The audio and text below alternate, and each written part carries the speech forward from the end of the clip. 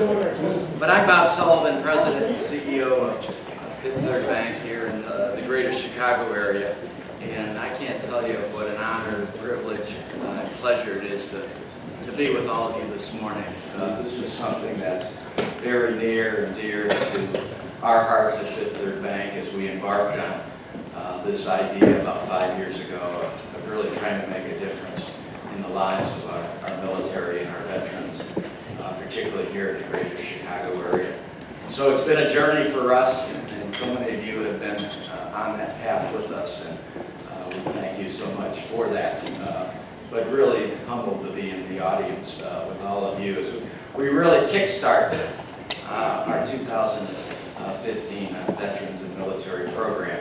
I'm delighted to say we have really now sustained this throughout the year, but over the next 6 months, or is that next 6 weeks, we will really accelerate the efforts, and you'll hear some of those yet here today. And it all culminates on November 10th and November 11th at Union Station with the career fair and a number of other things as well. So again, great to be with all of you, and really delighted to have Navy SEAL Ed Hiner with us.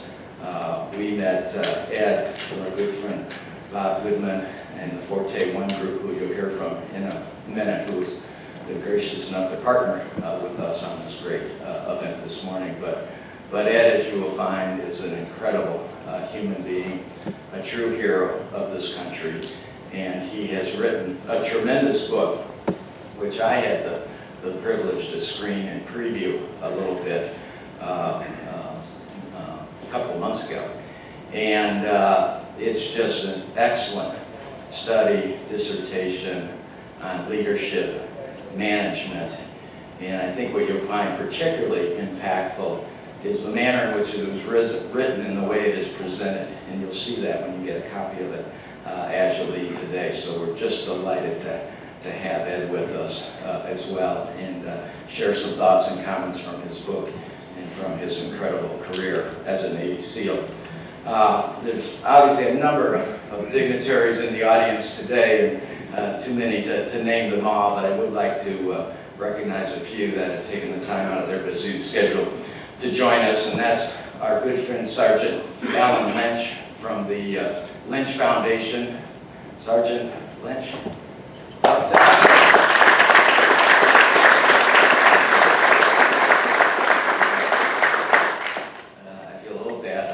Upstairs. We do have some reserved seats down there, but Alan's become a good friend and has been a part of a number of our events and over the years, and it's getting to be, it wouldn't be a Fifth Third Veterans event without Alan with us, so thank you, Alan.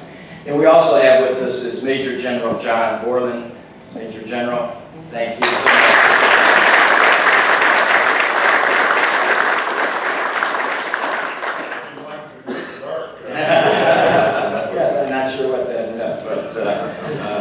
But we have a number of great organizations with us and represented today. The Bunker, Todd Connor, represents that group, and we're delighted to partner with them. With the Warrior Summit Coalition, the Jesse Brown VA Center, the American Legion is with us, Leave No Veteran Behind, and USO of Illinois. So representatives and leaderships from all those organizations are with us, and we're great to continue to work with you on so many endeavors. And most importantly, all the veterans in the military that are with us here in the audience this morning. Let's give each of you a warm round of applause.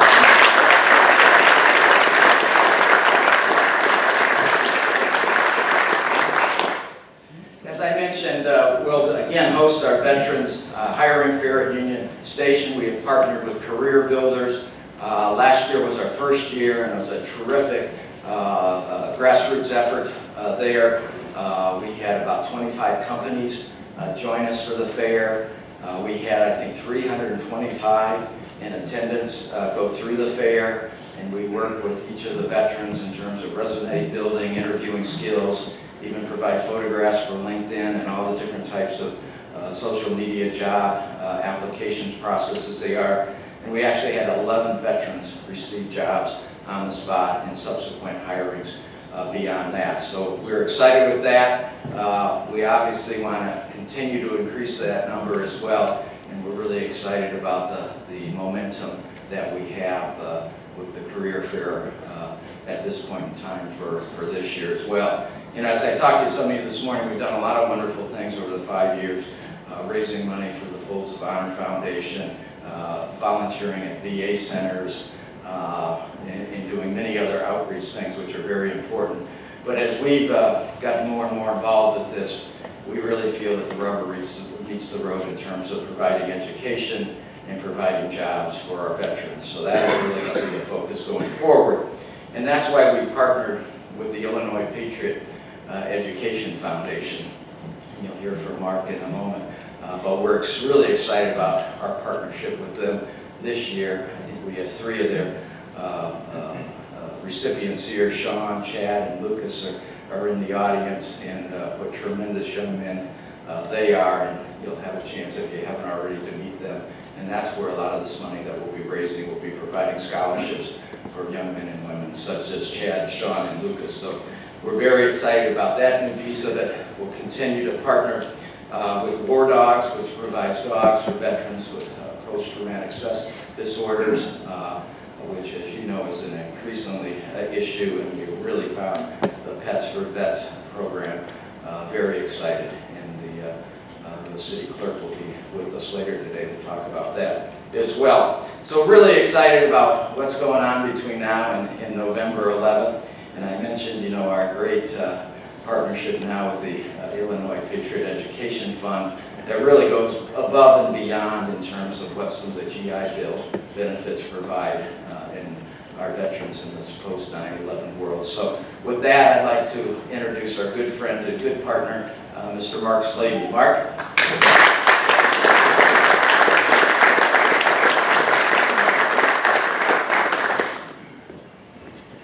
Thank you, Bob. And I also want to thank Andrew Hayes and everybody else from Fifth Third Bank. We've been really humbled at the community outreach and support that we continue to receive, and we're excited about our partnership here this fall. I'm going to take 2 minutes to explain the mission, and then I would like to recognize our scholars as well as Michael Zener and our advisory panel as well that is working tirelessly as volunteers. The Illinois Patriot Education Fund simply provides scholarship opportunities for Illinois military families. What differentiates us from most programs is that we provide scholarships for the veteran, the spouse, and the children. Again, all of our money is restricted to the state of Illinois. We're growing quickly. We need your help. We're expanding our leadership roles within the community. Jill Atanji, Scott Stratton, Kathy Atanji, Nora Cantwell. These are individuals that are here in the audience today that I hope that you'll take a moment to speak with. We also have a new executive director, Michael Zener. We're very grateful for all the volunteer efforts that many of you in this room have assisted with over the last few years. Will all scholars stand up, please? And Michael, would you please come up? I think it's most important that you hear from them as well. Their voices are really the reason that we're here. So with that being said, I'll have Michael Zener, our Executive Director, introduce them. Please. Thank you, Mark. Thank you, Fifth Third Bank. It is such an honor as a Navy veteran to get out of the service and now be able to serve once again. Very appreciative of all of you for this opportunity, because what the need is great. And no matter if you have 100% of your GI Bill, you still have a gap in your tuition. And if you're coming out as an E5 or below, serving this country, multiple deployments, married with children, and no job, let me tell you, it is difficult to get through school. I will say one story, and if I could ask Sean to stand up. Sean Grimes, one of our Illinois Patriot Education Fund scholars from DeVry. He's currently getting his MBA at Keller School of Management. DeVry's Metro President, Amy King, is here today. She got to hand him the certificate as we awarded him a multi-year scholarship until this man graduates. This man got out of Iraq. He had a heart attack when he got home. When he got home, after that heart attack, he was diagnosed with stage 1 brain cancer. This individual is getting married soon. This individual has had triumph and challenge and triumph and challenge. And I ask each of you to think about the opportunities that this gentleman could bring to you as he is currently looking for work to support his family. Sean, thank you so much for your service.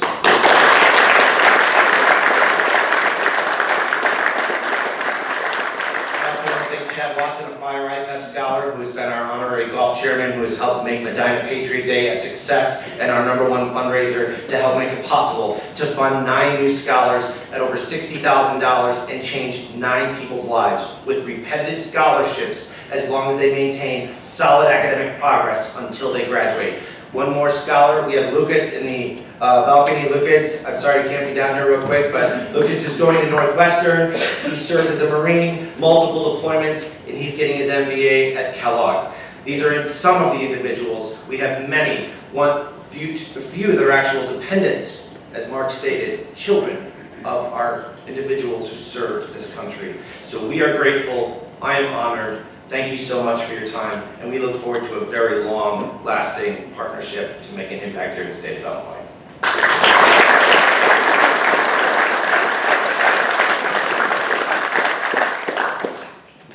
Michael, thank you. And now I think you can see why we are so excited to partner with the Illinois Education Patriot Fund. And again, congratulations to the scholarship recipients. And Sean, I suspect you'll be hearing from the bank by the end of the day.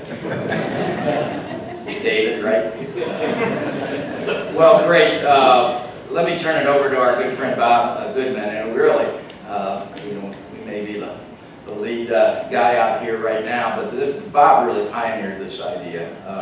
He's gotten to know Ed over the years, and he came together with us on a number of different creative things, and you should really get to know Bob and his team. There are a number of representatives from FortéONE here with us today, but an extraordinary consulting business strategy firm that if you're in the market for that, I would highly recommend them. But Bob's been a good friend, good supporter of the bank, obviously a very good supporter of veterans in the military, and again, we're delighted to partner with you today, Bob. So, welcome to the podium. Thank you.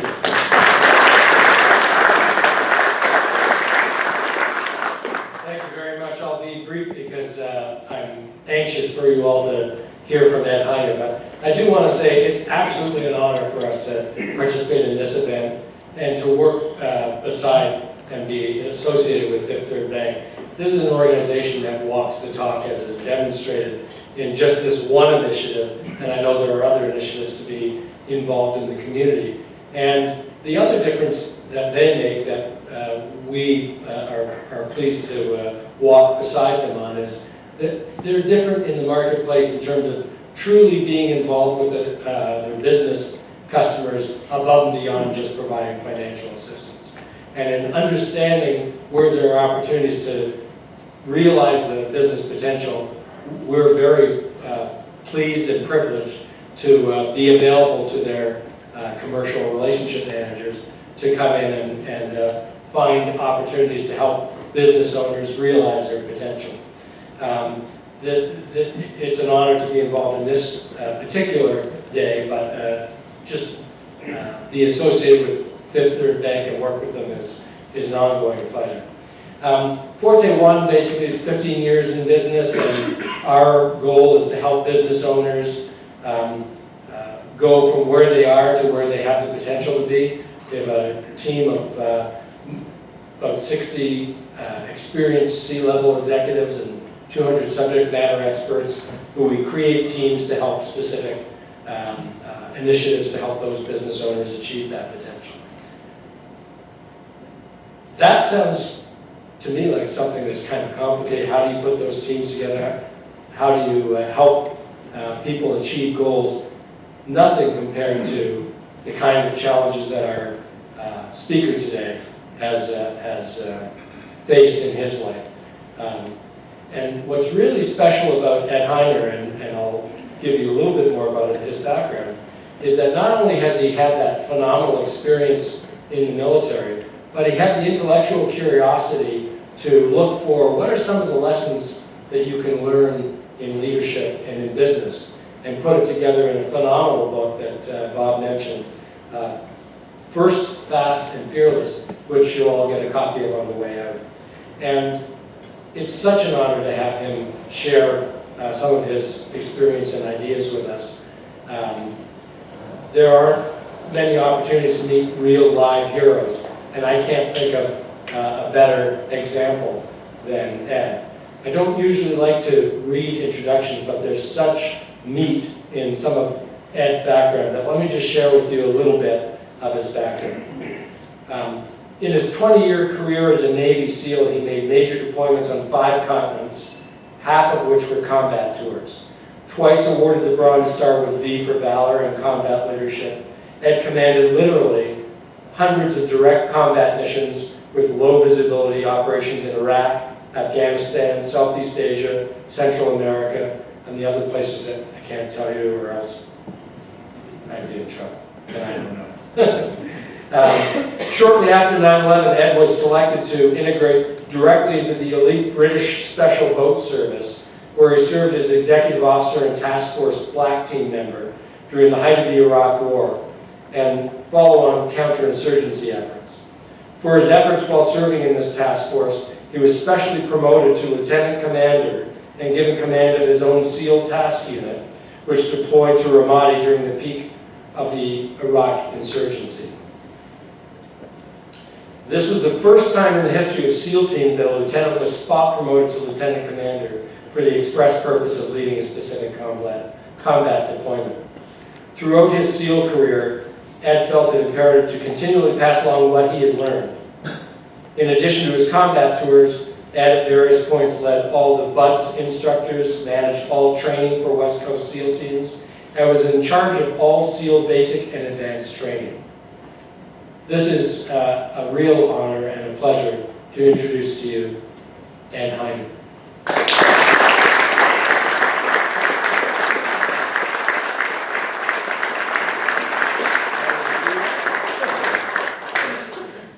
Thank you. There we go. Are you looking in the back here? Thank you for the introduction. I appreciate it, and I'm glad to be here. 2005, like Bob was just talking about, I was just getting ready to leave England, and I was part of the Special Boat Service. And we just come back from Task Force Black. Task Force Black is the umbrella organization that you hear about, the Bin Laden and Zarqawi type raids. So we had kind of worked under that umbrella while we were deployed. And I was a team leader for that, and learned a lot from the Brits. As I was ready to leave, the detail, the military detail, who gives you your next assignment, gives me a call about a week out, and I was planning on going to Tampa to be part of the headquarters and do a staff job, which I dreaded.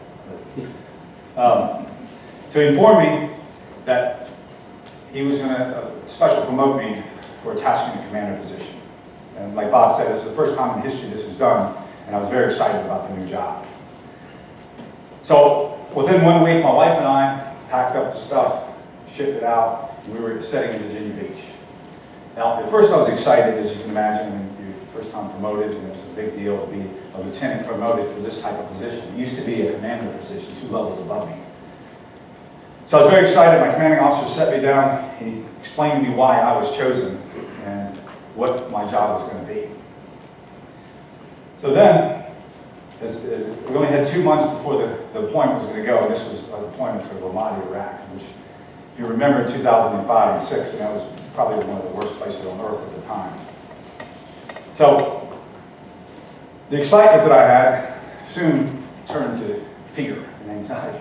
I can tell you, I was probably the scariest I've ever been in my life, is knowing that I had this size of a task unit, 120 people under my care, and I didn't know. And even worse, they didn't know me. At the time, we were going from transition our mission from just pure direct action missions where you see us raiding out at night, blowing off doors and going in. Now we were transitioning to what's called combat advising, joint operations with our Iraqi counterparts, which we had never done, we never thought we would do, to be honest with you. We hadn't trained to it. Our mentality wasn't there. We didn't know any of the Iraqis, they didn't know us. So then, you know, as you can imagine, the fear just heightened in my mind. I was petrified, to be honest with you. I can't describe the feeling that you get when you have that much responsibility. So, before we left, I was sitting at my desk on June 28, 2005, and there's an operation called Red Wings. You probably heard of that from the Lone Survivor. I was sitting at the desk of a really good friend of mine I deployed with, lived with, Eric Christensen. And he was the task unit commander of the unit during Red Wings operation, where the Lone Survivor route in the book was written. The moment that helicopter carrying Eric and the rest of the crew got shot down and he was killed, I remember collecting all his stuff out of his desk. And I had to give it to his family. So, as you can imagine, what we call in the military, we call the world of VUCA. It's volatility, uncertainty, complexity, and ambiguity. Chaos is what it really is. I mean, it's nothing short of chaos. So in my mind, I was in probably the most chaotic state I'd ever been. Petrified, didn't have my unit. Most of the people that I was going to deploy with only showed up when we got to Iraq.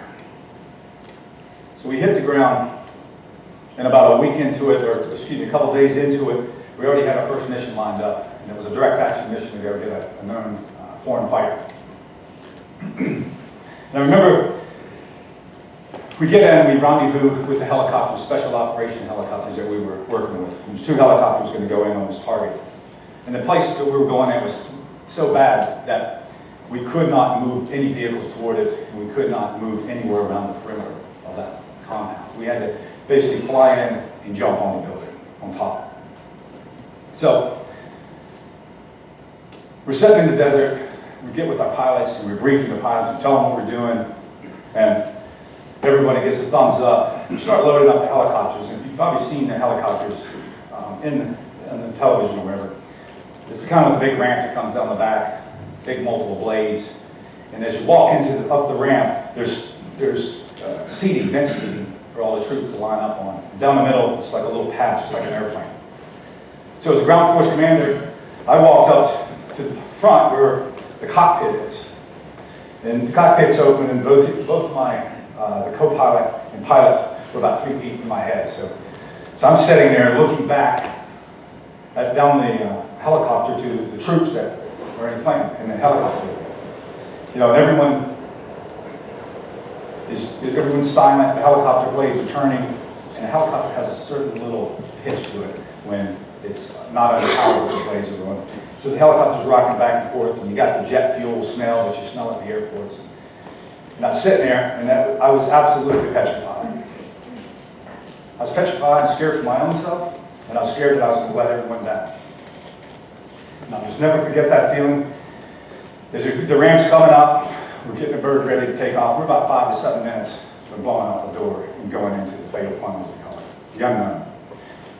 So that ramp comes up, and looking through my night vision goggles, and I see all the troops lined up, weapons, all the gear on, the little glow that comes out of the side of your eyes from your night vision. And I clicked in my headphones to the pilot's headphones so I can understand and get situational awareness of what's going on. So the pilots are doing their last check. And one of the last things they said before the bird gets under power and takes off for this operation was they said, they were checking in, and they said, and I'll never forget this, when the man said it, the pilot said it, he said, I have 24 souls on board. So at that moment in my life, I realized what my purpose was, as a leader, what I was meant to be. And not to be any kind of bravado, steely-eyed Navy SEAL killer or any of that kind of thing, but at that moment, I literally had no more fear. I felt like I was a different person. I felt the blanket of warmth that I said, I knew I was there as their leader, as their protector. It wasn't about me. So going off on that first mission that night, even though I'd been in combat before, I had nothing but a great feeling in my stomach and heart. It was good. So forward 2 years from there, I became the training officer for the West Coast prior to deployments. And the deployments require a lot for all the SEAL teams. The SEAL teams made me the training and readiness officer. The training, obviously, man, train, equip, and do all those cool things, shoot guns, blow stuff up, whatnot. But we also became the readiness officer. The readiness officer is a blanket term that we use for everything that we don't describe over here. This is it. So you're a do everything guy. And one of the things we had to do is that we've been in sustained combat for quite a few years. So we had to figure out where the pressures on this force was going to alleviate. So we collect a lot of statistics, a lot of Gallup polls, a lot of people from a different organization pulled all the information together trying to find what stresses people out You know, we're living in that world of VUCA, the chaos that I was talking about earlier. What happens? How do we get rid of some of these pressures? And so we brought together a resiliency team, 15, 20-person contracted team to talk from everything from marriage counselors to yoga teachers. No kidding, we did yoga. But, so we brought them all together, and then we started a resiliency program. Part of that program, we tried to find pressures on the force. We collected all the data, and we took 50, 75 people from our community, from all over the community. We came together and said, you know, what are the pressures we have to identify? We spent a week-long offsite trying to identify the pillars of pressure and stress. And the first day of the meeting, I'll never forget, everyone's talking, and we look at all the statistics about, you know, we're in combat, you can't change that. We're going to be in combat. All we can do is hope and pray that we didn't start another war. But some of the pressures, you know, being time away from home, can't change it much. But one of the things that came up that really rang home to us was everyone in the room, the 50 to 75 people in that room, all we talked about was leadership. A lot of times complaining about it, a lot of times acknowledging it, but we found that the pillars of stress that we had, the leadership wasn't a pillar any longer. Leadership was the thread that tied it all together. So we realized the more, we did a graph during the week. We put it up on the big screen kind of like this. And everyone in the room, we looked at the deployments, who deployed, where they deployed, all the statistics of retention, PTSD issues, all those issues. We looked at that and said, and labeled it with their SEAL team commander, who their leadership was, what their traits were. And you can see it clear as day is how that worked out. I'd say most of it was really good leadership, but on some occasions where the leadership was a little self-serving, you can see the statistics just shoot through the roof. One SEAL team alone, every officer, when they redeployed, every officer resigned or transferred. So we knew leadership was a big issue and we hadn't really resolved it. As a SEAL team, we didn't know who we were. We had never really defined who we were and how we lead and what we do. And one of the last things I found when I was working with Walter Reed in operational stress control for the Navy, I found a mental health survey that comes out of Iraq. Every guy, lady, and man that comes out of Iraq, for the 2-year period, had to take this anonymous online survey to say, you know, how they're sleeping, what were their living conditions, how much combat they saw, all these things. And one of the things that rang out at me when I was sitting with this psychiatrist discussing this is that one question halfway through the document was a question about leadership, and it said, how do you feel about your leadership? And there's only 2 questions, or 2 answers. Favorable, not favorable. And this is 120,000 people. It's a large poll. So the ones that looked favorable toward their leadership, we looked at. The statistics came out to be 17 and 20%. 17 Army or Marines, 20% Army had red flags popped up in their record for some kind of stress-related disorder when they felt favorable about their leadership. And that's in a high combat situation, and that's probably expected. Now the other group, the ones that said not favorable, 40 and 44% popped positive for red symptoms of post-traumatic stress or stress-related disorders. So we knew leadership meant something. Even though we've been preached it all our life, we knew it meant something more than what we thought it was. So I dug into all the ideas of what leadership were from the surveys, understanding what happens under extreme stressful conditions. I'm sure it's much like the banking world. I mean, there's a lot of pressures on the outside that influence how our thinking, how we operate as a team. So I broke it down for the SEAL teams in 3 parts, and we like 3s, and we're simple people, so we kind of keep it simple. So the first part I'm going to talk about is, we call it the brand of leader. Who is that person? Person on the stage. Who is it? What do we believe as leaders? What do we believe as an organization? Second part, we talk about the brotherhood. What does an effective elite team really consist of? And I only use brotherhood because we don't have any women yet. So that's coming. And the third part is the battle rhythm. What conditions we set as leaders to let our teams thrive and do better. And the brand part of it, we had to figure it out. So once again, what do? We do another offsite. We said, who are we as an organization? Now, we've been in combat for a long time, and I can tell you, if you don't know where you're going, any road will get you where you're going. And we knew that, and we had some issues we needed to sort out in our leadership. So we got together on San Clemente Island, it's a small island off the coast of California. Another 70-man team, week-long offsite. We produced what we call the SEAL Team Ethos. There's a one-page document about 420 words, not much, but it's critical. It's kind of like our Declaration of Independence or our Constitution, if you will. It's who we are, we defined it, we all agreed on it, we all signed it. Every SEAL coming in today, and he's recruited, before he goes to Great Lakes, he signs a contract, and that's part of his contract. This is who you will be. This is who we are as leaders. And also we used to do it as an officer training, is take an individual leadership point of view. And I started this practice when I first met a gentleman named Ken Blanchard, the one-minute manager, most successful business right in the world, I guess.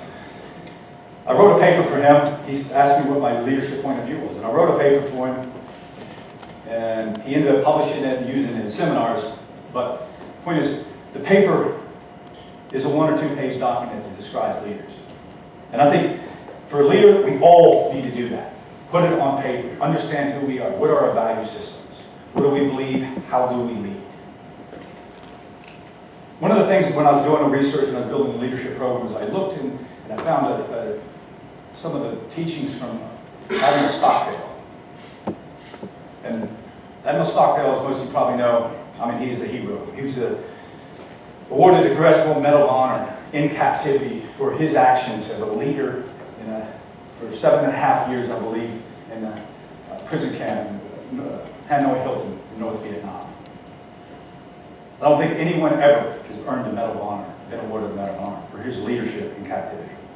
So Admiral Stockdale, I clearly stated he was probably living in the world of volatile, uncertain, chaos, complexity, ambiguity, all those things that we all have in our day-to-day life. He was having them in a big bucket full of them. And one of the things I looked when I found his teachings, and he ended up going on to be a professor, I believe, at Stanford University for leadership. So I figured if leadership that he talks about works in a POW camp, puts more stress than a human being can imagine, I think it'll work in any environment. And one of the things he found 5 pillars of a leader. He found that leaders are philosophers. They take complex situations and make them quiet solutions. He says they're moralists. They have to have an ethos, a character-based leadership approach. Third, they're jurists. And just like all jurists, you don't know, you might not get all the information, you might have a lot of information or not a little, or too little, but you still got to make a decision and leaders decide. And the fourth was a teacher. You pass on your lessons learned to the people below you, to spread the information, the knowledge amongst your team. And the last one, and the fifth one, which really, really resonated with me, was he said that leaders are stewards of the people.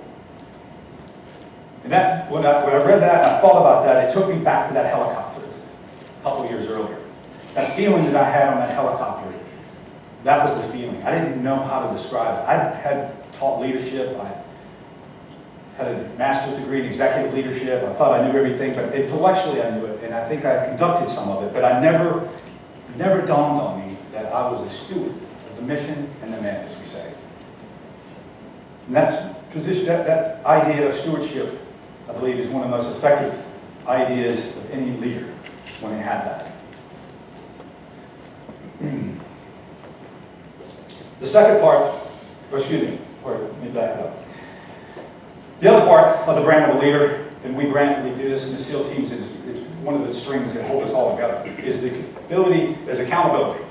And the people, we talk about accountability, and a lot of people talk about it. I hear a lot of organizations talk about accountability, what it means. Not necessarily responsibility, but what it means is being accountable. And accountability in the SEAL teams is how we view accountability. Because it is what literally holds us together. We view it, you can be a training officer or a commanding officer or whatever, and under your command, whatever happens, you own. No matter what. Doesn't matter who's at fault, who doesn't. I've seen officers relieved of their command because something happened in another country that was under their command. They were relieved. Said your leadership something you did not present the right type of leadership for these people.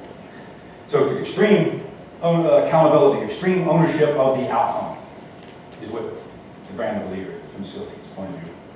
The second part we go into is the brotherhood.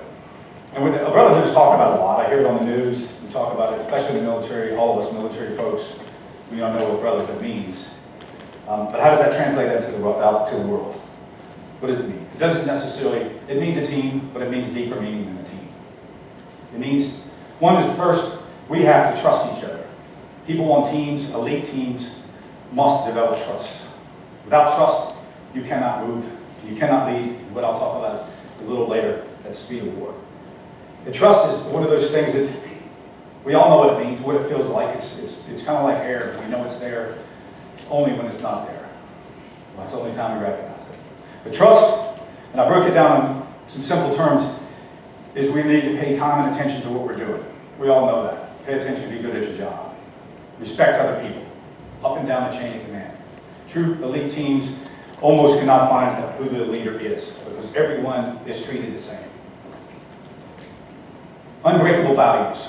Now, as SEALs, we bend a lot of rules, don't get me wrong, but the unbreakable value system that you have as a leader is part of what's helped to build that trust. And the one that I singles out for me is the sacrifice. People that sacrifice for one another on teams that are willing to go out of their way for someone else builds trust and unity. And the last one is obviously you got to know your job. Be proficient at it. So building trust in any elite team is up to the leaders to build it. The second, which this might sound a little funny, is one of the principles that we use to build elite teams is what we call swim buddy. The swim buddy is one of those things that you see as little kids and they're walking down the beach and they have their little swim buddy holding hand. But in the SEAL teams, we live and die by swim buddies. From the day you start training to the day you either die or retire or whatever happens to you, you have someone with you at all times. It's something magical that happens when you get people together. If you're going to hit the surf or you're going to go run 10 miles, you're going to have someone with you at all times. It makes you braver, it makes you stronger, smarter, more innovative, all those things that you want team members to be. Swim buddy does it. So we never go anywhere alone. That's another thing. The teams, brotherhoods are built, no matter who you are, what you're doing in your organization, partner up. It's not a mentor, it's a person that shares the same risk, responsibility as you.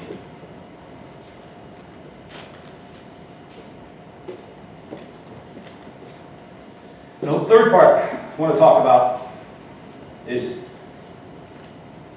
that we've learned, back it up, get ahead of myself. The other part about elite teams and what we do as leaders, as a steward, that I mentioned earlier that I felt in that helicopter, is that we build, in my mind, when we're building teams, we build them in the military, everywhere you go, no matter what you're doing, say you're moving through the jungle or whatever, when you stop, you form up a perimeter. And that perimeter is the shape of a circle, depending on the terrain. But that perimeter is your strength. That's where all your strength lies. All your firepower is facing outwards. At any moment, any kind of attack, you can fight in unison hard. Anything inside that perimeter is the good stuff. That's where, when you come inside the perimeter, if you're in the jungle and you stand out there for a long period of time, you come inside, that's where you eat. That's where you might change out your dry suit, your wet suit, or whatever, but that's what you do inside the perimeter. And true teams build perimeters. And in SEAL teams, we live by our ethos and our leadership points of view. Those are gospel to us. We build trust with people, we respect each other, we do all those things that teams do, and that's what we consider inside our perimeter. Hard work, honesty, respect for each other. Everything outside the perimeter is an enemy.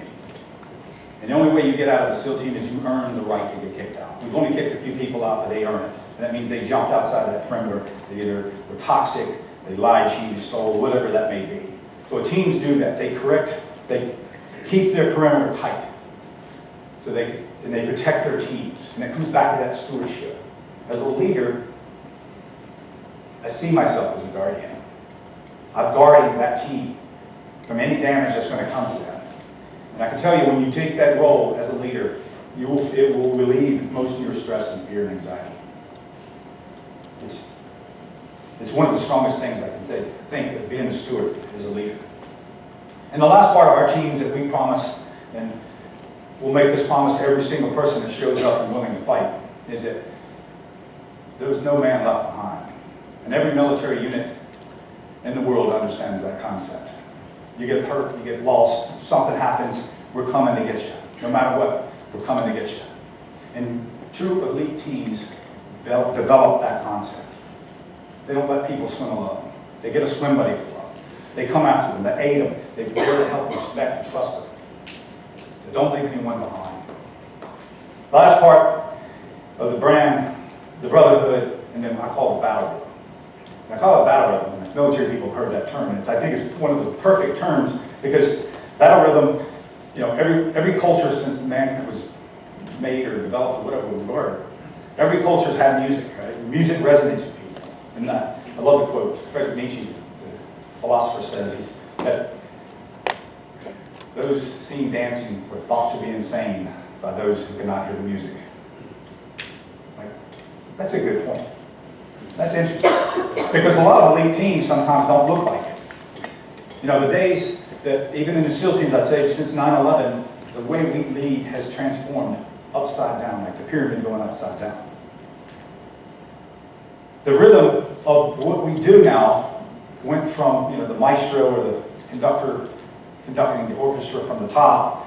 It went from that, it kind of transitioned into more like a jazz band. A lot of chaos, a lot of weird things going on, but they're all on the same sheet of music and they're all working to the same goal. So that leads up to what we call in command, out of control, leading at the speed of war. And some of you may be familiar with this story, but it was a great way of putting what it meant to be in command and out of control. Because normally you hear military saying they're in command or in control, command and control. Well, long story short is there's an exercise, cost about $250 billion, that's bankers B, just to let you know. $250 billion American exercise. It was a computer-generated exercise in 2002, the Millennium Challenge. And the Millennium Challenge was something that was to test America's chain of command with all the new technology and all these things. Test the way we function and do business. Well, there's two teams, and Van Ripper was a famous general that was a guerrilla warfighter in Vietnam and whatever. He took the bad team, the red team. They hired him on as a contractor. The blue team was America. Generals, admirals, all the people, the staffs, huge, huge exercise.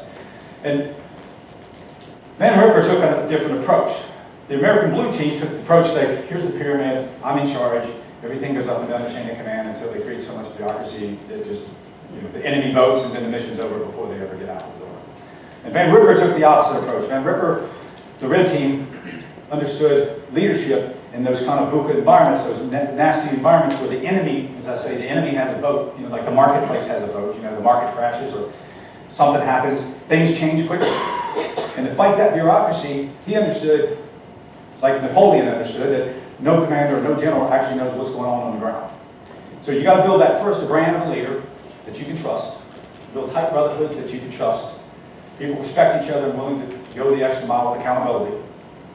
So you build those, and then you're able to take this pyramid, flop it upside down like Van Ripper did. And what he did is he saw himself as the visionary, and he did what he calls commander's intent. I label it leader's intent. Instead of just giving orders and having everyone report to you, you tell them what your intentions are. What does the outcome look like? So you give them a mission, and you say, okay, here's what it means as I paint you the picture. This is what it means to me. This is what it means to the mission that we're doing together.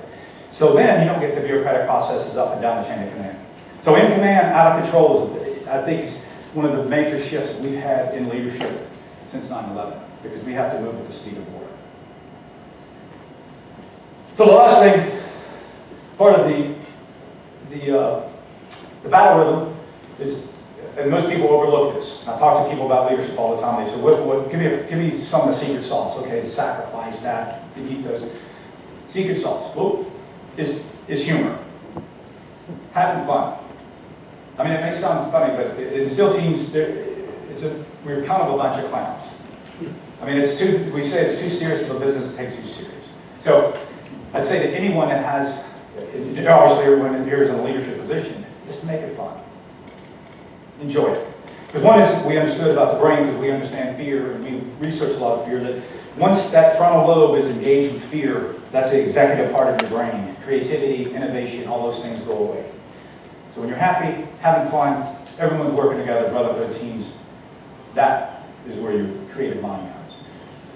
So to kind of close it up,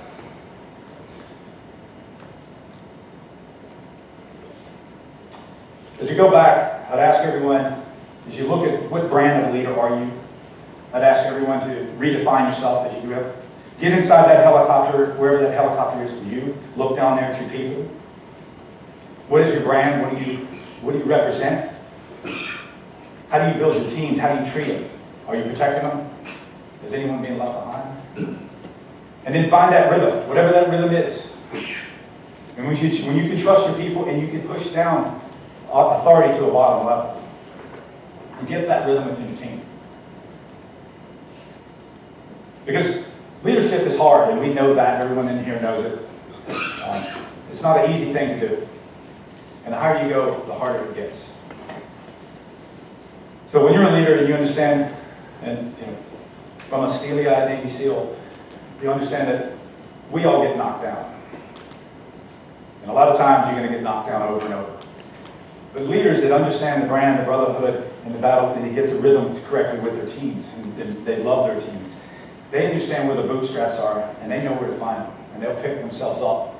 And ask everyone to do that. When you get back to your teams, realize you're going to get hit, you're going to get knocked down. But when you do, get up and brush yourself off, and get on your feet. And that's where people need you.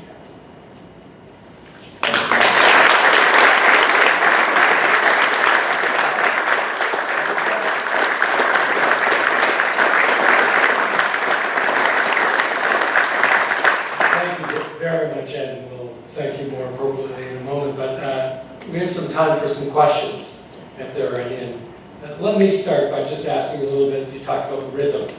Can you talk a little bit about how you, as a leader, create that kind of rhythm in a business situation? I can, yeah. I mean, it's really, it starts to build on those brands, How do you treat people? How do you conduct, for us, every time we change a team, we change meetings, we change formats of things, we structure things in a way that rhymes with what we're doing. So no two teams are the same, so you're always going to change a little bit. But you set those conditions around those people, where they know you're looking for them, your stewardship, I think, and that's the basis for it. And then just make it fun. Okay. Thank you. Questions? Yeah, and I'm just Yes, sir. interested in growing up. Did you envision yourself as a Navy SEAL or in the military? Or tell us a little bit about your youth. Well, I did not plan myself to be in the military. I didn't know anything about the Navy SEALs until I met a SEAL in Virginia Beach, and it changed my life. That moment, I went back, hitchhiked back to Richmond where I was going to college, and signed up. But yeah, growing up, my parents were the 60s generation. They were a little bit hippie-ish, so the military was out of the question for me. But yeah, I found that one person. He told me what he did. I never knew what a Navy SEAL was. In 1990, and I'm like, that's what I want to do. And I loved it. Thank you, sir. Quick question. As a special operator, I'm sure you understand the value of having resources and assets to put in play when you operate.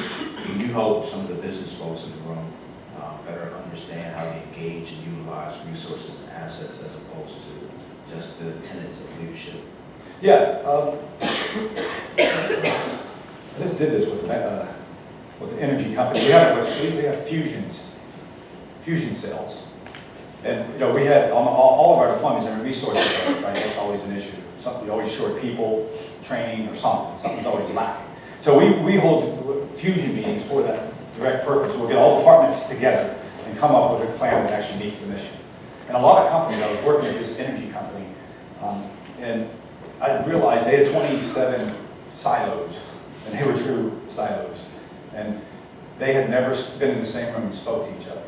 So they found themselves cannibalizing off of someone else's resources to help their division, but not the mission. So fusion meetings, getting together, coming up with a collective plan. And when you do that, and it goes back to that understanding, that perimeter, that ethos, that if little Johnny and little Billy aren't playing fair, then we're going to find out which one's not playing fair. Does that mean? My mother-in-law used to say, she would say, she was a preschool teacher, she used to let one kid cut the cookie and the other kid decide what piece. So in our fusing cells, it's like that. It's like when we come up with a collective plan, and we'll let, if you want all the assets, you don't get to pick what piece of cookie you get. So fusion meetings, I think, is a really good opportunity for that. Ed, would you comment on rules of engagement as they apply from a military context, where they can both be vexing and also enabling, and how they translate over into civilian endeavors? I think in large measure your greater comments have done that, but if you want to just focus on ROE, I would be grateful. Whew, that's a hard question. Well, the rules of engagement, obviously in the military, you hear that on the news a lot, but how, when and where can you shoot someone fatally? And I think maybe the analogy that I would have for that would be rules of engagement on how you conduct yourself in any team environment. What you do and what you don't do. And actually, we post those on the walls of all our task units. Literally, it will say, I know it sounds a little strange, but this is a family environment. We're all equal. We all suffer the same risk. So rules of engagement, how you conduct yourself, toxicity, all those things that would apply to a business world in a team environment. Is that? Fair enough. Thank you. Last question, please. Anyone? There we go. Sir, Yes, sir. did you feel at the moment when you were at the helicopter ready to take off that, and you mentioned rhythm, was that your moment of flow? That you, Flow, I like it. that was your moment of clarity? Because in the business world, I think that when teams are in sync and we all come together as a unit, no matter where we are or what sector, how would you define that moment that you experienced as being I believe flow? it probably hits the flow, the rhythmic moment where you just know it's right. It's sinking. For me, it was understanding my purpose was not me. And once I left myself, and I said, this mission is more important to me with the people that I'm with. That once you, what's the expression? Another Nietzsche quote. He said, once you have a why, you can do anyhow. Right? Yes, sir. So we all have the same whys. Thank you. Well, we have one more person that come up before that on behalf of FortéONE and Fifth Third Bank especially. We're honored to have you speak to us, and it was. Thank you. Appreciate it. Thank you.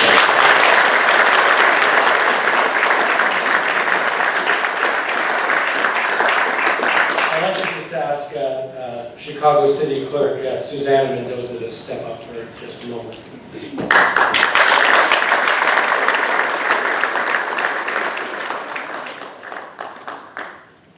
Well, thank you so much for your service. I think he deserves a resounding round.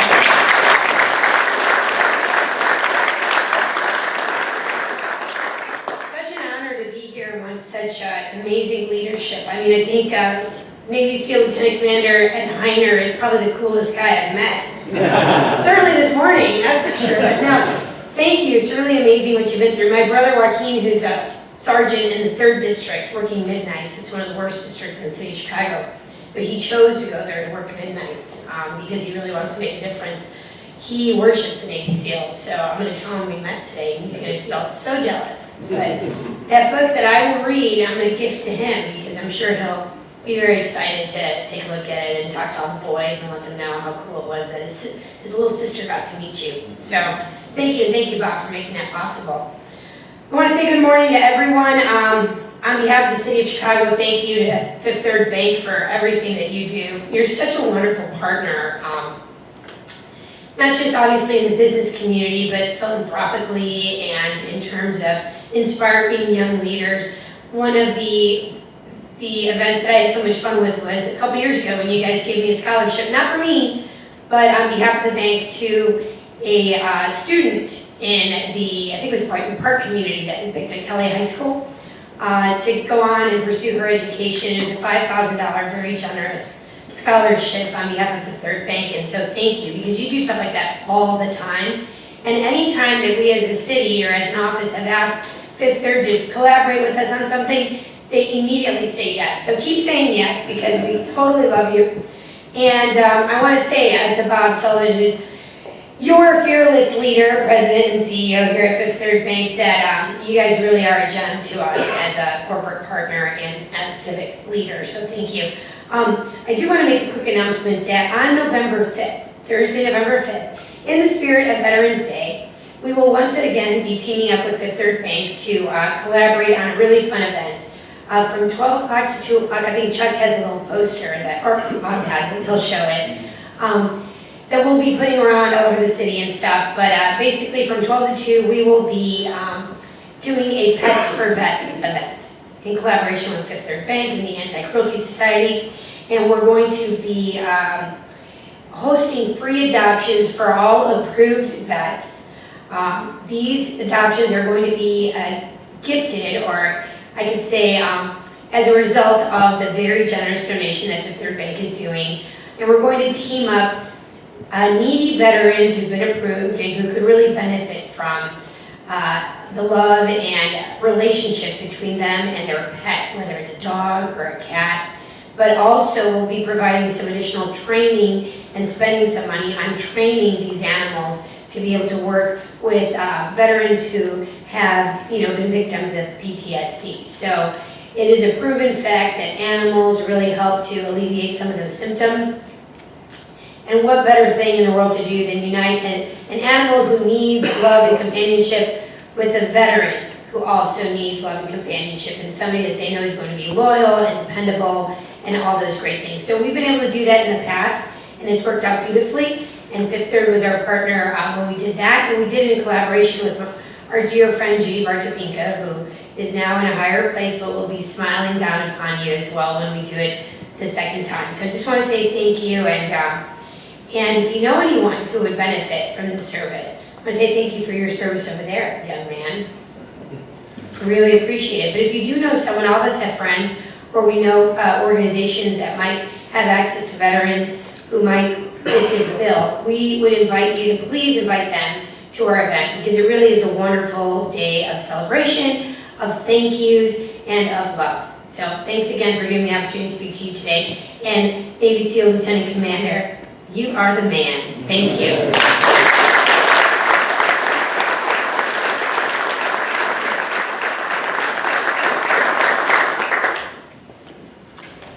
Well, as I said at the outset, we would start on time and end on time, but thank you so much. We think it was an absolutely superb morning. Ed, your comments were absolutely terrific, right on point. I'm excited to go back with our team, talk about the brand of the leader, the brotherhood, and our battle rhythms. And the banking industry is a little challenging day, but nothing but you and your brother have done for us as a country. So thank you, and Ed will be signing books afterwards, and great to be with you all. We'll see you all soon. Thank you.